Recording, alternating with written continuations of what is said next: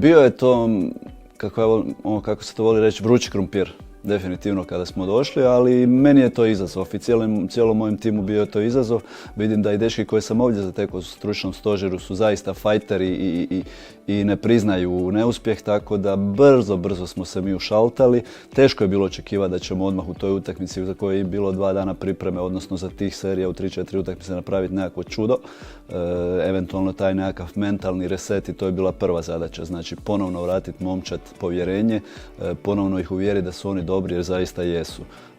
Polako smo to gradili, došao je jedna crna rupa od 3 poraza i to protiv onako direktnih konkurenata za vrh.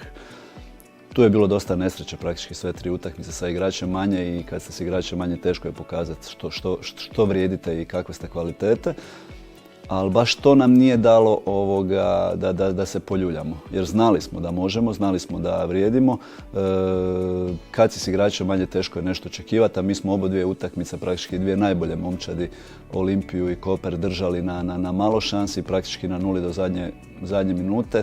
Primili smo golove pred kraj, ali znali smo i to da će se ta nesreća negdje drugdje vratiti. Evo, vraćala nam se kroz zadnjih par kola gdje smo izgledali zaista onako superiorno i jako dobro.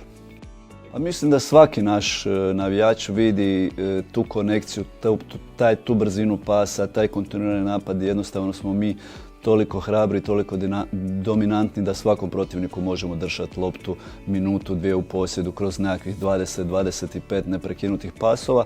To je nogomet koji mi kao stožer preferiramo, to je nogomet koji smo mi odmah kada smo došli pokušali nametnuti i sada smo došli do tog nivoa da je to tako. Naravno, u sav taj posjed i svu tu dominaciju u igri trebate i jednog koji pika, koji trese mreže i tu smo našli praktički rješenja. VIP je eksplodirao i nadamo se da će on biti taj detonator i u proljeće i naravno i oko njega igrači iz veze, krilni igrači, svi su nam relativno raspoloženi. Kada još i Joju dovedemo do nivoa da može počinjati utakmice, vjerujem da ćemo biti čak i bolji. Pa da, to je jedna simpatična još dodatni impuls, dodatni motiv.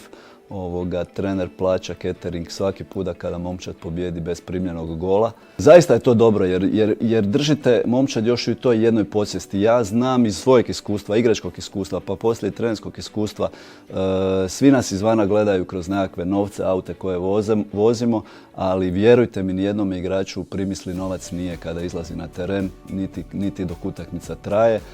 I vjerujte mi da su više pobuđeni sa ovim da treneru čvaknu par eura iz džepa i da poslije utakmice dobro pojedemo.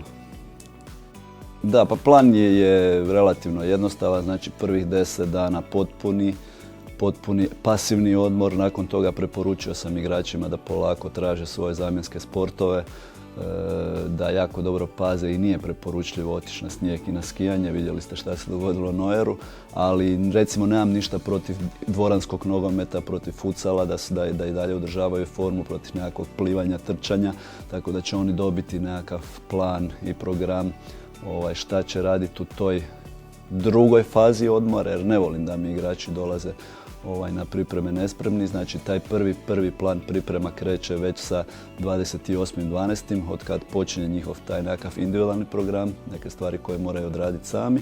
Naše službeno okupljanje je 8.1. Počinjemo sa jednom službenom večerom, 9. počinjemo sa treninzima. U Mariboru smo, nadam se da će biti dobro vrijeme do 21. 21.1. krećemo za Tursku. Nekakvih 13 dana u Turskoj sa 4 utakmice i po povratku završna glazura i priprema za Koper. Fantastično organiziran klub, vrlo predani ljudi, svi žive za Maribor, unutar kluba, svi oko kluba, fantastični navijači, fantastični ljudi u gradu, svi pozitivni, svi se trude nešto dati za taj klub. Naravno da u životu jednog kluba ima uspona i padova, mi smo bili nešto malo šepavi, da tako kažemo, kroz ovu sezonu, ali ja vjerujem da je proljeće pred nama i da možemo vratiti to pouzdanje, tu vjeru da i ove godine, bez obzira na zaostatak, možemo ganjati šampionsku titulu. To je imperativ, to je bio glavni cilj zašto dolazim ovdje, jer bio sam u klubu koji je navikao boriti se za titule, osvajati titule. Bio sam u klubu u kojem je izuzetni pritisak, ali taj pritisak me nekako drži na životu, daje vam tu posebnu dozu adrenalina koja je u sportu takva da jednostavno to te vodi kroz život i ne volim kad je lako.